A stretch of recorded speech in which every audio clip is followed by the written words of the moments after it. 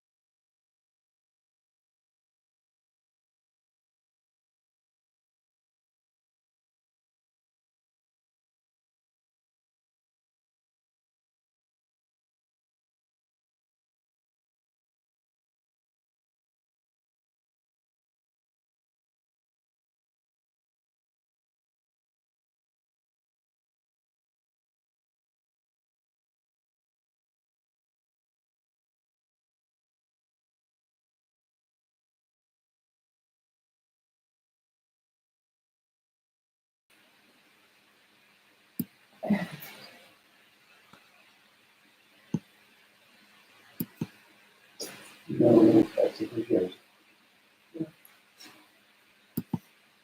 John. What do you look at? Everybody have a Zoom? But you can, No, Carol, no. No, Rick's just gone.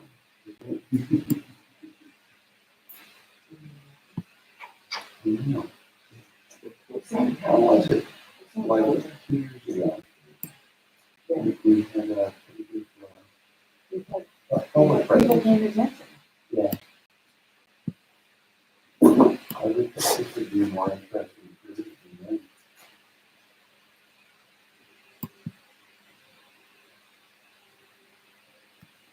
The office this morning.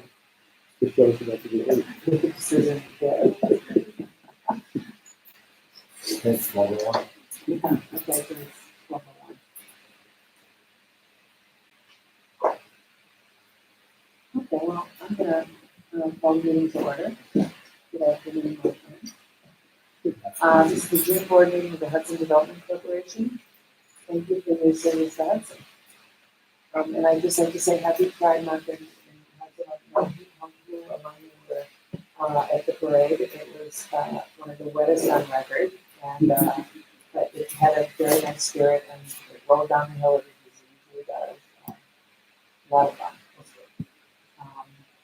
Bill sent around the financials last week for your review, and Jan sent the minutes out yesterday for today's meeting. I hope you guys had a chance to review them, and if you don't have any, not the financials, but if you don't have any comments on the minutes, I'll just ask for a motion to approve the minutes. I make that motion. Paul, second, Martha, second, all in favor? I, Thank you. Thank you. Okay. And before I turn the meeting over to the financial part, I'm gonna make a few general remarks on what we've been doing in the last month since our last meeting. We've continued obviously to work hard. Thank you for that. We've continued to work hard on the progress needed to be made on the general areas project. Today's agenda is largely about that, where we talk about what we've been doing and what has still needed being done. I met with Michelle Tulo, City Housing Justice Coordinator, and Darren Scott, who is a state representative for housing, regarding Hudson's participation in the certified friendly housing city, that's its nickname, friendly housing city legislation, and becoming a certified city that's housing friendly. She's been working on that for quite a while, and it requires that they get the code enforcement officer to put forward a certain amount of information on how many approvals have happened for housing in the last 2 years. And Craig, of course, has a pretty busy schedule every day as it is. So, but he's working on it, and I just circled back around to be sure that she can get that done, because a lot of the grants going forward that we might be applying for and are applying for that is part of the documentation that we need to have. And she has assured me that that will be done. I pointed out the consolidated funding application is the 29th of July, and she acknowledged that they're working to make that happen before that. So we'll check in a week or so and see whether I don't know if they can check the comment out too. But so we're moving that along. We also put forward requests to after our second tour with the youth department, which was Peter Frank and Liz York. There was an incredible enthusiasm for the outdoor space that fell over onto the hill behind the school, off the 5 acres onto the 10 that we now have jurisdiction over. We asked the school board, we asked the real estate agent, asked the school board if they would give us a rider or at least $1 a year or some kind of financial, remuneration with insurance, obviously, the insured. It just seemed to be too big a bridge for them to cross at this time. They required a resolution from the board, and the board isn't in the mood to do that until we haven't signed our contract yet, and we asked for that. So Crystal suggested that we table that idea right now, that we do have the right of first offer on the sprinklers. And it is a ways before we get to when you actually would be implementing any kind of outdoor on the contract, on So she suggested that we move this ball forward so to get it going and keep it going, and that we address that in the future. We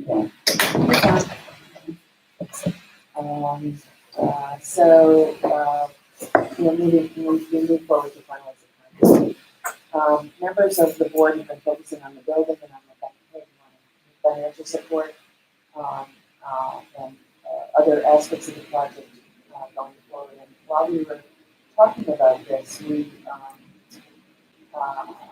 talked about the name that we've been calling it. We've been calling it the Hudson Hub as a working title, or John Lambert, just one or the other.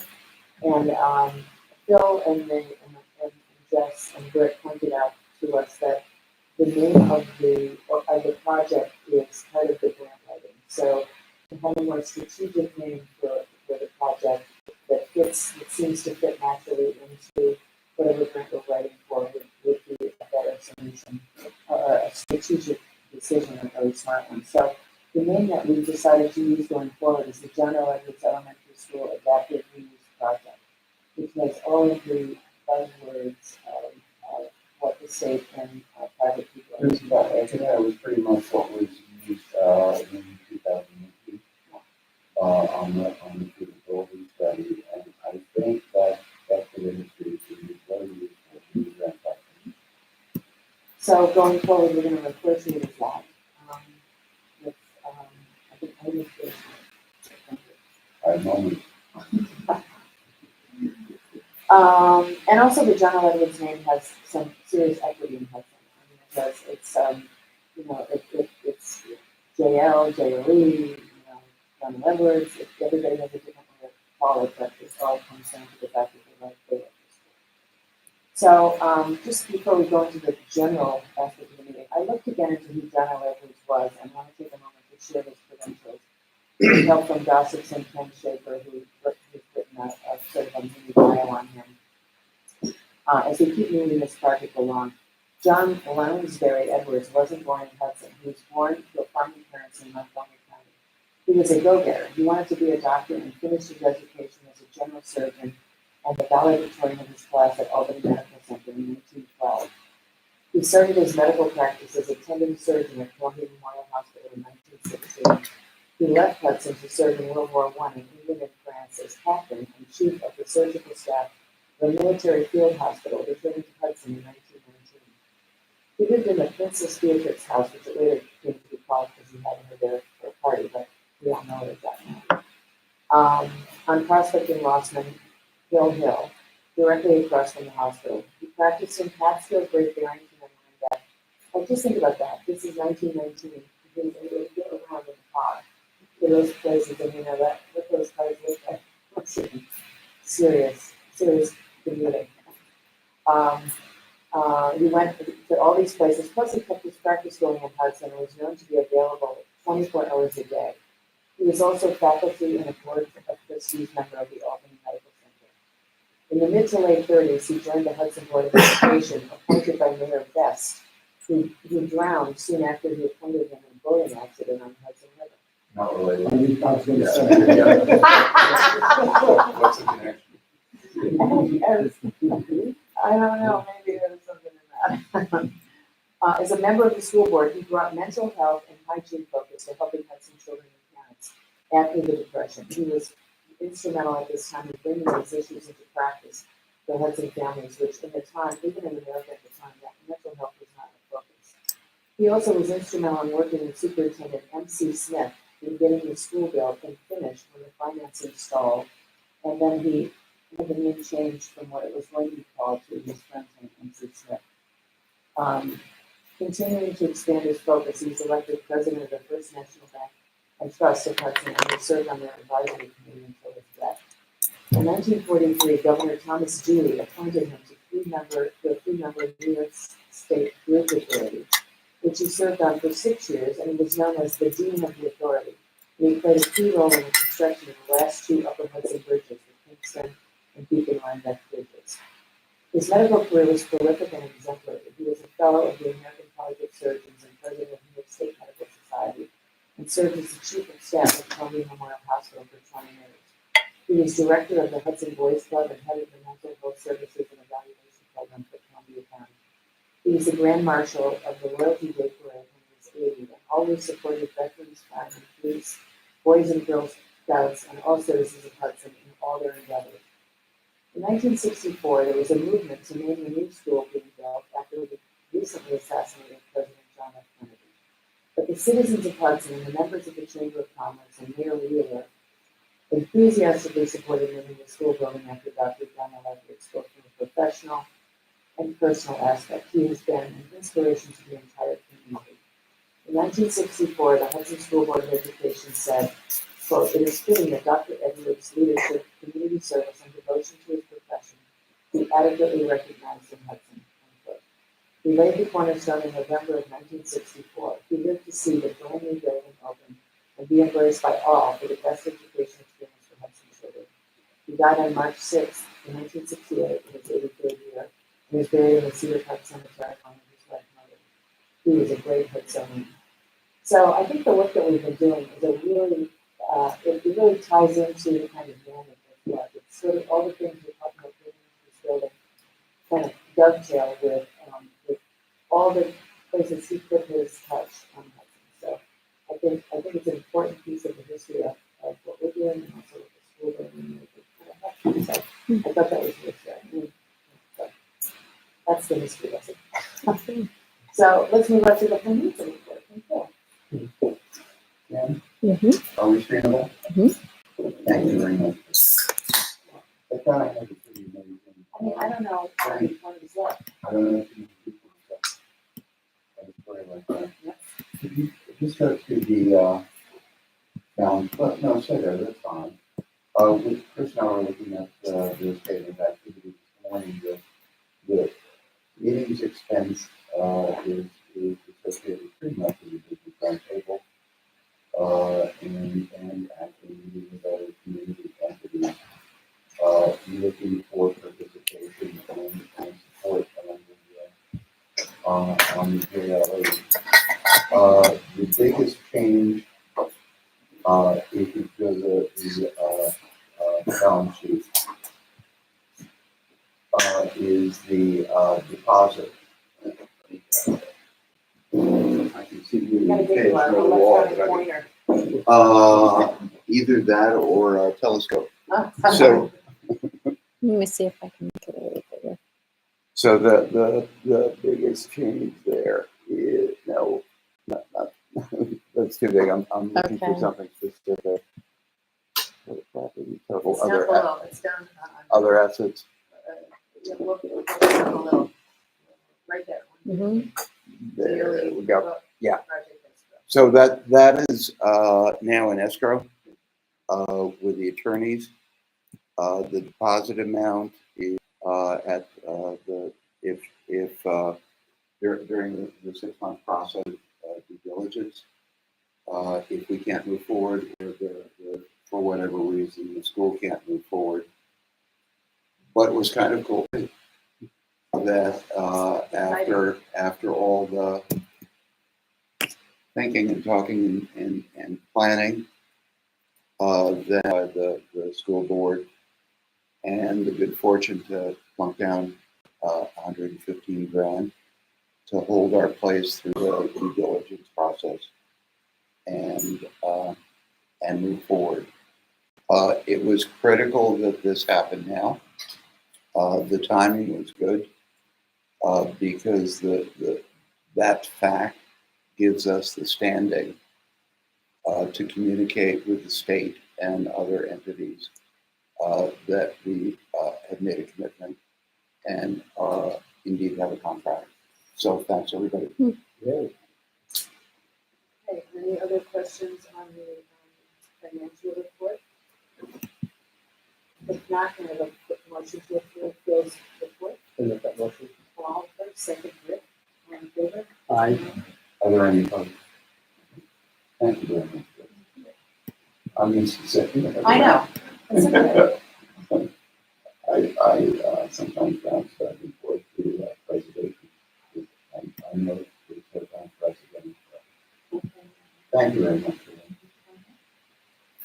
So in old business, the contract, as Phil has said, we've deposited $150,000 and we signed the contract, which is a really exciting moment. I delivered the contract to Crystal this week and she sent the deposit over and we signed our side of the contract to Ginger Benedict and this morning when I checked, they have not returned it to the county contract. So it's a significant moment when they sign it and date it. That's the beginning of our due diligence, 6 months, and that should take us, if it's around this week, it should take us to, just past Christmas. This period of time after, is negotiable for an extension should we need one, but, this is sort of the beginning of the clock. We have been running pretty hard before the due diligence period, in the due diligence work, so we're well underway. Anybody have any questions on this contract? But the last board meeting, you approved the work of Ambient Environmental. They were the team of environmental people that came in and did a feasibility study and evaluated the John L. Edwards building. We asked them to give us an estimate to update their work and come in again and review, since the school's been empty since 2019, review any changes in the building itself. They are coming in on July 22nd or about to begin the work. It'll be a week of work in the school with the facilities department coordinated, and it's about 5 or 6 people that come, and they each do various kinds of sampling and testing, and then those results that they find go into the various labs for testing. And about a week and a half or 2 weeks later, we should have the full results of all the tests that were done. And at that time, we'll sit down and review what those are. We'll ask them to talk with us about what they found, and they don't estimate remediation of the work. That's a separate, in New York State, that's a separate company that does that. So they will recommend 2 companies to us to get an estimate to remediate what their findings are and what they do you want to do it and which one you want to build it. So that's an ongoing process, which is good. And that's good if you do it. Any questions on that environment? We also approved the phase 1 environmental from Buffett Associates, and we're doing that. They're underway with that. And the survey will be done sometime around the end of July. So those 2 things are moving forward. There'll be other costs affiliated with this exploratory period where we're learning more about the building and to investigate it. We've been working in the feasibility study on the floor plans, which were good and we were done, but we're going to need more sufficient plans to keep going forward with planning ideas and pitching space, actual space, because the feasibility study is not exact in its space calculations. We saved a tremendous amount of time. When we went through the school, we found the plans downstairs in the building. And we confiscated those at the permission of the school. And then we also asked for the new addition plans, which were not part of that stash. So we found the new addition plans. It saves us a tremendous amount of time that we don't have to replan the building. So all those plans went to Crawford Associates, and they scanned them to get them off of the vintage paper in digital format. And now going forward, we're going to be wanting to work more efficiently with them. And we asked Chipple, who's been working with us throughout this process, to give us a proposal for the preliminary study of the adaptive reuse of the building. The scope of this work is determined by and directed by us going forward. So in other words, we're not paying for something big that we don't know what we're going to pay as we go. When we find our needs, what we need done, we will ask for something to be done, and then they will let us know what the time for that would be. If anything, if we ask anything of Chipple architects, if we ask anything more than 10 hours, that requires more than 10 hours, we will have to confirm we want to go forward with it. They won't just go ahead and do what we tell them to do. So we kind of have a governor on our spending in that regard. To get going, they will make the digital drawings of the building and create an AutoCAD software that will include 4 floor plans, a roof plan, and 3 cross sections of the building plan. So it's an interesting building because it goes down in the back and in the front, and it's the concept of seeing it as in half is the apparently very important to people who are considering this space. So these drawings can also be used for marketing and grant use, and the 3D video component of these is going to be, I think, very helpful going forward as we talk to financing people and tenants, because it will make the building, it will take you through the building in a way that you'll see it as it could be, which is in a 3D situation. Very lighting, attracting, it looks like a real place. It's not a good cartoon. So that'll be very good. Yeah. I don't know the championship about that. Because the deadlines for this grants require a site plan, Uh-huh. and they're not gonna be available until August. Our grants are due in July. Yeah. Correct. So I'm making the site plan using yours Great. that I can, but it's not gonna be as accurate. Great. So I was gonna try actually and have it ready for this meeting, but then once I found out I wasn't gonna add file, Yeah. No, I understand. take the extra. No, well, that's really helpful. But so I'll send it to everyone ahead of time, so Okay. you just have to review it digitally. Great. It'll be schematic, but they just went through the parameters. It's take plan has to pull out certain key features in the neighborhood. Oh, okay. That's good. Fantastic. I'll just comment on that, but once we get the file, then we can update it more accurately. Thank you. So Jen Crawford and Triple are working together, so that's a good thing. The bulk fee for taking these plans and getting them into a usable format for us to go forward is $6,750. It'll take about 10 business days to create this. They will also be providing us with an adaptive reuse study and a concept of consulting on demand as we move them to talk with the tenants and the question 72 structure and outfitting the building.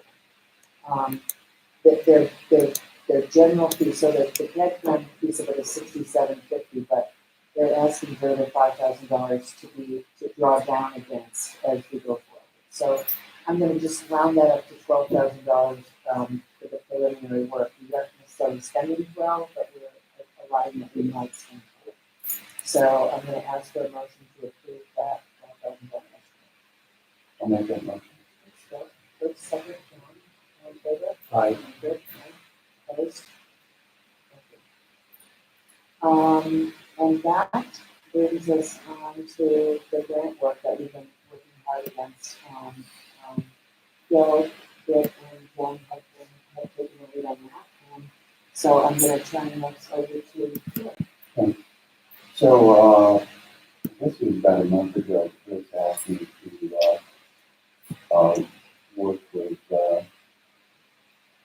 helping develop the grant committee, which is Justin Brick and myself, and provide, support to the work they're doing, help them with access to information and resources they need, help them with access to eyes and ears and thoughts to the board and the executive committee. And that's what I've been doing. Can you go, Jan, to the, is that the description? Mm-hmm. Oh, okay. Don't make it too big. Okay. Get up there. That other was too big. Okay. I covered this briefly, but I'll make this a short story, and then we're going to go a little bit into our timeline and a little bit more detail on what we're working on. The strategic planning and feasibility studies are a grant structure that is very, very, well, they're all appropriate. This is very appropriate to where we're at the pre-development phase. It means, for example, that the expenses that we're paying for now in terms of architectural planning work, estimating costs associated with remediation, doing calculations on what the requirements would be to make the building essentially fit and safe and workable, electricity, sprinkler system, and so on. We need pretty quickly to begin to either estimate or guesstimate what those costs are going to be to participate in some of these grants. So this first one is very much about that kind of planning and support for professional services. We're going to continue to see money going out over the next 6 months for the professional services associated with a proper due diligence. It doesn't mean that we're building stuff, but we're getting the information we need to know what the expenditures will be, what the impact will be on the building, but also what the financial impact will be on Hudson Development. So it gives us a lens into the future, and we've got this period to decide if we can make the rest of the hurdles. Have you asked the architects to do a full design estimate? No, we haven't. Is that what you need for that grant?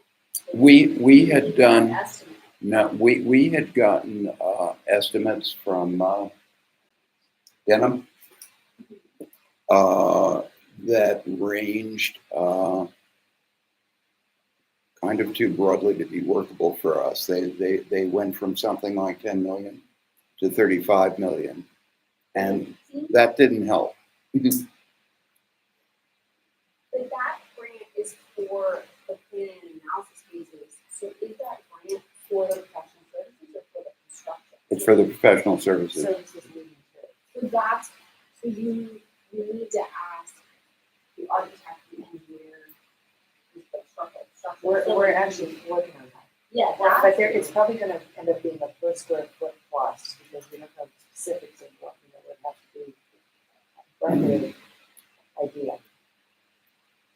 I think I think I'm very confused. So the $100,000 is to pay for the designers, not for the actual construction. True that. Yeah, so that grant is looking for an estimate from Crawford Engineering to say to do a full engineering analysis of the project, it's $50,000. To do the full architectural designs, it's $70,000.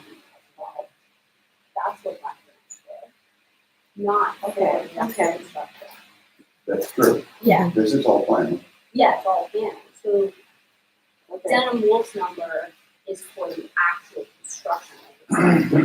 It's a general contract that's on it. They did it in a couple different. I mean, help me think this through. Yeah, because it's not in They- the first, they did. but it's pretty easy to get that number, just ask Chip to give me a CA. Mhm. No, thank you. I had thought Chip was actually working on that, but I got caught up in the drafting. Then Wolf had done a couple different scenarios. They've done a construction Mhm. of like different build outs, and then we also have a separate cost estimator that has the build out. But to get that grant, you basically just need 3 different professions. Now, do the proposals have to be included in the grant, or just the estimate? Okay, okay, we can do that. But it's pretty, that's like, Yeah, it's not, it's, Mhm. I think- and that grant can be just take off that. Yeah. Nice. Thank you. Like, if you were to think of it fair, then it is, if there was, how much would it cost, yeah, how much would it cost, if you want those to be, like, property, you can get. Right. Obviously, any architecture firm, you go back to Sarah's one, but same thing. So does the environmental cost, does that go in here too? The seeker, yeah, that's part of the strategic planning, that would be a reimbursable cost to Crawford. Like, and that's a filing fee, Yeah. let's say, but she would be handling it, so it's her like $6,000 fee Yes. plus the filing fee, so all of that can get reimbursed or that input through that $100,000. It's $100,000 for professional design. Those costs. Yeah, like, I mean, especially when you have a big multidisciplinary team, if you've got an architect and an engineer, and the engineer can do this, so that helps. You do this civil and structural. Mhm. And then in terms of like other professionals, you're doing more for this Yeah. type of project. All right, that's, okay, I actually have some of that. Okay. Okay. New York Main Street aimed at significant downtown revitalization. And Jess, correct me if I'm wrong, I think that this grant can include some of the construction costs. Okay. So it's a little bit different.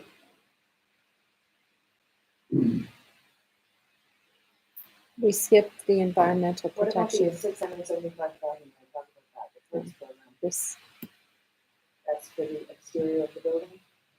Yeah, that's the one that needs the site plan. Okay. So that's We also need to anticipate having activity space. Yeah. On any or all of the outdoors. So the site plan is going to have a couple different playgrounds, so it'll have the education playground, so we would ask for a separate playground from daycare. Yeah. And so it'll have a couple different playground spaces, we'll have an outdoor dining room, lounge spaces, and then we'll have below the sort of multi-mode transportation, so we can park bikes and have a drop-off area. But, because the site is so tiny, like, there's not a ton you can do with the landscape, aside from the front area, unless you want to do some things. And I talked to Jenny just when we were walking the site, Peter had asked if we could get a school bus back there, Right. and I had said, I don't think we could get the grade that would accept the kind of this school bus. And Jen later confirmed she also didn't think it could, so we can't run the computer traffic down and around. This is because kids being dropped in the front and Mhm. in the back. Yeah. We're seeing the architect wants to come up with a seat for the sticker method, like how they follow their coding. Okay. So you don't have a ton of options that you can do in the program.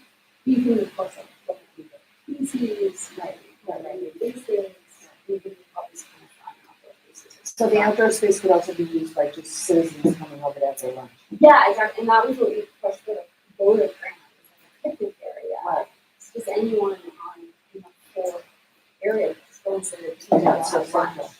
And then we also have suggested some trees with parking Mhm. lots to make it more. do we own the parking lot? Part of the parking lot.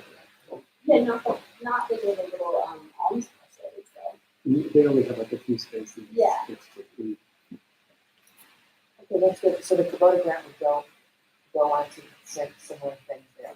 Yeah, and that was like 50,000. 50.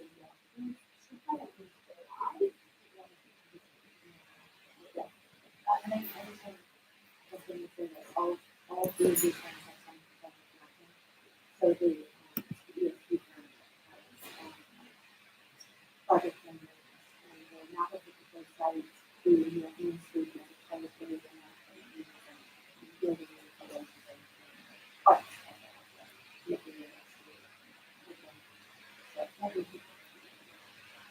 But I haven't really got to I can see that. Yeah, Okay. well, just moving to the west, so Yeah. We have to use on all of these. The folks want to look at it. They're expensive, but they're also consistent.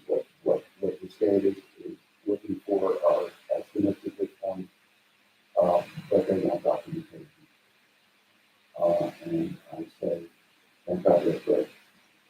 Because they also want a visual. But once you get one base plan, I can pretty sure that it's Mhm. Anything else here? Yes, emergency.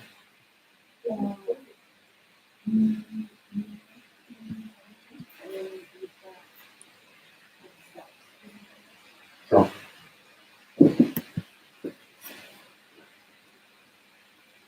This is stuff that's done, and it's a high level list of stuff that we're working on, always got to get done. We have a timetable leading us from now to the end of July when we have to pull the trigger. We have a list of deliverables, some paperwork, other stuff that we need from the executive committee and the building committee. They also require 3 years of financials, audited financials, as well as budgets. All of the typical documentation we need to get into the state system has to be provided on one document. Chris has to sign and notarize, make us officially on the New York State system. That's a registration form for statewide financial SFS vendors. We are compiling the budget docs, which is outlining dollars and expectations for each of the grant programs. Some of them overlap, but some of them are quite distinctive. And we are seeking a municipal resolution from the city of Hudson in support of the JLE project from the county council, which is required by the Homes and Community Renewal Grants. It's my understanding, I don't want to speak out of turn, Tom, that you did talk to Nick. And yes, terrific.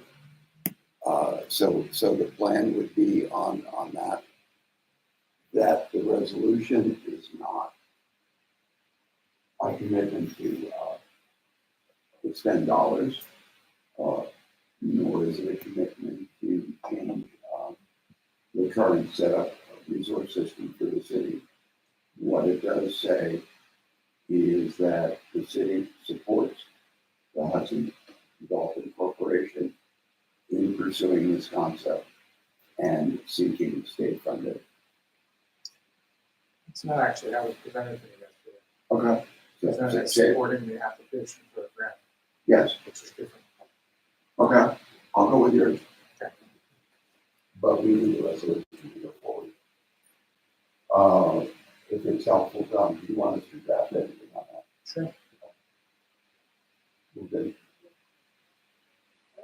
And also we're getting letters of support, comments that the grants, letters from various entities in the community, writing letters like stating that they're in favor of everything, they're in complete support of partial support of the enthusiastic about the project that we're working on, with the name that we changed it to. So we're working on getting that from various people through there, and Michelle and Julie and other members of the world at large. So that is okay, anything else you want to share? That's what you missed. You covered that.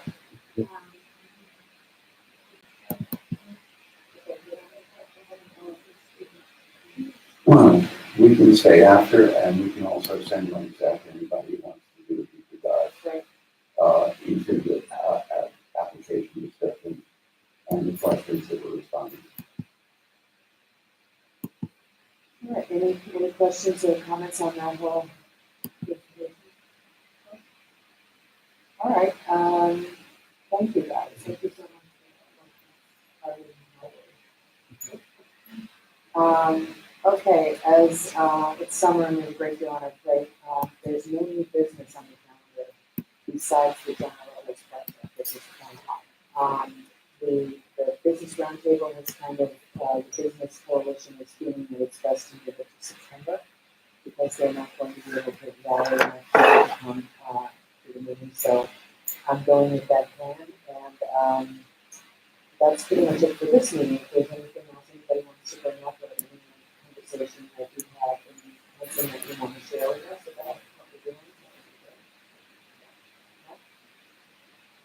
All do you want to say anything? You voted. Okay. There's that. Let it show that the mayor voted.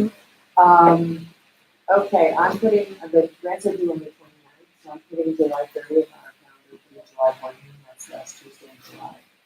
And we're celebration lunch for accomplishments. Did we do the timeline? Oh, Yeah. Drop that as the 31st. We're targeting completion on the 16th. Oh. So it's getting soon. Okay, Mhm. so if there's nothing else, I mean, how do you feel about an August board meeting? Do people want to take August off? Traditionally, HTC doesn't have a board meeting in August in the past, Unless something comes up. unless something comes up in which case we can have an emergency meeting. Okay, so you can plan accordingly. So Tuesday, June 30th is the board meeting next, if not, any other comments? Can I have a call to the June meeting? Did it- First, We did the date, then the 3rd. the 30th. I believe the last. The fourth Tuesday. I don't know. I know. You're new. It doesn't sound right, does It changes a lot. it? We've had a July meeting in August, I think, too. Okay, so, can I have a motion to adjourn the June meeting? I'll make that. Bill, second, Paul, all in favor? Thank you. Thank you. Guys, thank you. I won't be here after that July meeting, but I'll be here. Okay, Um,